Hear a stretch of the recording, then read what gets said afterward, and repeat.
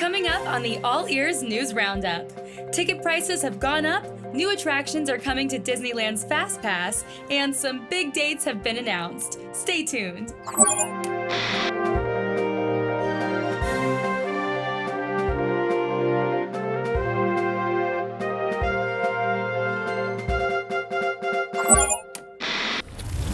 Great to see you, All Ears TV family. I'm your host, Margot Jordan, and boy, have we got a lot to cover on today's news roundup. Let's hop into it. The internet has erupted over the new Disneyland and Disney World price increases. Yep, Disney is beefing up the price for their theme parks again. In Disneyland, the 3-tier date-based system for one-day park tickets has changed to a 5-tier system. This ranges from $104 on the low end to $154 at its peak. Every annual pass option increased too. The deluxe option saw an increase of $30, while the other 3 passes increased by $50. Even Max Pass, Disneyland's version of the electronic Fast Pass, isn't safe, going from $15 to $20. In Disney World, all Park Hopper and Park Hopper Plus options have gotten a $5 bump across the board. As for annual passes, they increased by a whopping $76. Most Florida resident and Disney Vacation Club annual passes saw an increase of $20, with the exception of the Epcot After 4 Pass, which increased by $15. Additionally, the Disney Premier Pass, which gives access to both Disney World and Disneyland, has jumped up $100 to a grand total of $2,199. Woof! Disney World's Cinderella Castle will be getting spruced up this year in the form of a fresh paint job and gold accents. The castle will remain uncovered, and castle shows and services will remain open during the refurbishment. In happier news, Magic Kingdom, Hollywood Studios, and Animal Kingdom are getting extended hours in the coming months. On April 1st, the Magic Kingdom's Extra Magic Hours will last until midnight, and on April 3rd, it will be open until 9 p.m. But if you have a Villains After Hour ticket, you can stay in the park until 1 a.m. According to the Disney World website, Hollywood Studios is getting even more schedule changes, as their Extra Magic Hours are now being extended at least through August. Animal Kingdom is getting its hours extended in the later part of March. On March 14th, 16th to 18th, 21st to 23rd, and 28th, regular park hours will end at 9 p.m. instead of 8 p.m., so mark your calendars. Choo-choo! Runaway Railway is joining FastPass. We're just a few weeks away from the opening of Mickey and Minnie's Runaway Railway at Hollywood Studios. If you're planning on being one of the first ones to ride it, you should know that the attraction will be opening as a FastPass option from day 1. Right now, you can go on the My Disney Experience app or website and book your Fast Passes for this highly anticipated ride. It will be joining Millennium Falcon's Smuggler's Run and Slinky Dog Dash as a Tier 1 attraction at Hollywood Studios.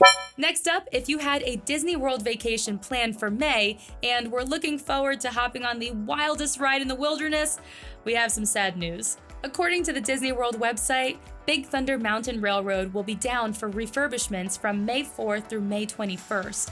It's never fun when a favorite attraction goes down like this, but we are looking forward to seeing the spruced up Big Thunder Mountain Railroad after May 21st. All my sweets lovers, listen up. Dessert parties in Magic Kingdom are getting an upgrade. Desserts and fireworks? What could be better? Well, for the adults, you can now enjoy complimentary alcoholic beverages with any of the Happily Ever After dessert parties at the Magic Kingdom. Yes, I said complimentary as in free. If you're over 21, you'll be able to choose from a selection of beer and wine while also snacking on all those sweet desserts at all the dessert parties. Moving on, there's a new sports bar in town at Disney Springs. CityWorks has opened its 9th location, and they've brought their extensive craft beer selection with them. We're talking more than 80 beers on tap. The menu focuses on American sports bar cuisine, including fish tacos, burgers, ribs, and more. The space features multiple high-definition TVs, including a giant-sized 165-inch screen. That should make watching the big game a little bit easier, huh? Regal Eagle has opened in Epcot's America Pavilion. This long-awaited quick-service spot is serving up barbecue faves and craft beer. Plus, it's on mobile orders, so you can skip the line. Following suit with its Florida counterpart, Disneyland's Millennium Falcon Smuggler's Run is being added to the FastPass lineup soon. You'll also be able to use the MaxPass service to make the selection from your Disneyland app. We don't know exactly when it'll be added, but we'll let you know when you can catch a ride on the fastest hunk of junk in the galaxy even faster.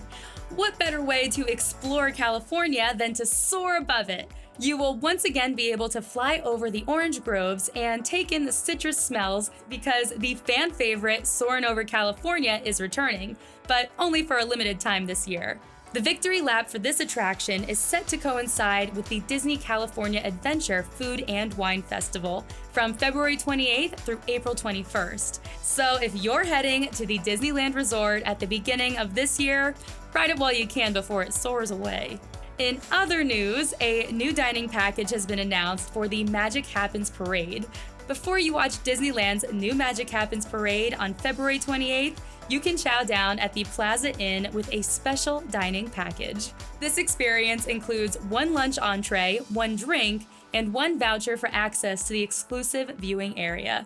This parade dining package is $40 for adults and $25 for children ages 3 to 9, and accepts annual pass holder discounts. You can make your dining package reservations now. The Star Wars Galactic Starcruiser Hotel is set to open in 2021 for Disney World's 50th anniversary, and we learned that you can start making reservations for this immersive experience this year. The specifics are sparse, but you'll want to snatch up your spot quick before they're all gone. As soon as we know the date, we'll be sure to pass along the info so you don't miss it. Star Wars giveth and Star Wars taketh away. Star Wars, a galaxy far, far away, might be going far, far away. According to the Disney World website, there are no showings for the Star Wars A Galaxy Far, Far Away show at Hollywood Studios effective February 22nd.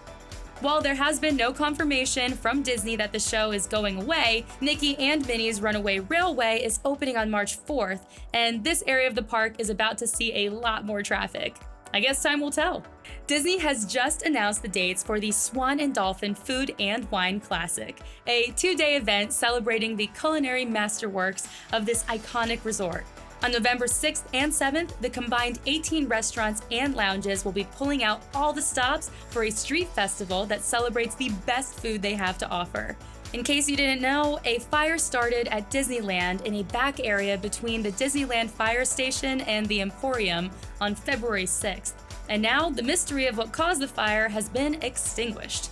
According to the Orange County Register, the fire was started by a generator being used for construction. The fire did manage to damage some of the area around the Jungle Cruise attraction, but no one was hurt, and there was no damage done to any of the buildings. Next up, get ready to live out your superhero dreams because the first phase of Avengers Campus is opening this summer at Disney California Adventure. Some exciting news dropped about a Spider-Man specialty animatronic. Disney is dubbing it a Stuntronic, which will jump and swing over guests' heads in the new land, further immersing you into the action. Jamba is officially open again for all your juice and smoothie needs in downtown Disney. The chain has cut off its last name and done a pretty sizable interior remodel. The biggest change has come with the new online ordering system. With Jamba's new mobile app, you can now place your order and just walk up to the grab-and-go coolers to pick it up. That is convenient. In musical news, the 2020 Epcot Flower and Garden Festival is less than a month away, and Brazilian singer Claudia Leite has been added to the lineup for the Garden Rocks concert series that performs during the event. The Grammy-winning songstress will be performing on May 22nd and 23rd at the American Gardens Theater in the American Adventure Pavilion of Epcot. 90s kids rejoice! Rick Moranis is returning for a Honey, I Shrunk the Kids sequel on Disney+. If you don't know who Rick Moranis is, he is known for films like Spaceballs and Ghostbusters, and is returning to the iconic role of Wayne Szalinski in Honey, I Shrunk the Kids sequel. Moranis hasn't stepped in front of a camera since 1997's Honey, We Shrunk Ourselves, choosing instead to focus on parenting and occasionally provide voiceover work. The sequel is being directed by Joe Johnston, who also directed the original film, and will also star Josh Gad as Wayne's son. Get ready to take a magic carpet ride back to Agrabah because Disney has announced that a sequel to their live-action adaptation of Aladdin is in the works. Stars Will Smith, Mina Massoud, and Naomi Scott are all set to reprise their roles as the Genie, Aladdin, and Jasmine respectively in the sequel. Director Guy Ritchie will also be returning to lead the production once again. Screenwriters John Gatins, whose credits include Flight and Real Steel, as well as Straight Outta Compton writer Andrea Berloff, are coming on board to pen the script. I can't wait to see what they come up with. Well, everyone, that does it for us on this episode of All Ears News Roundup. What news are you most excited about? Tell us in the comments below. I'm Margot Jordan, and I will see you soon. Sayonara!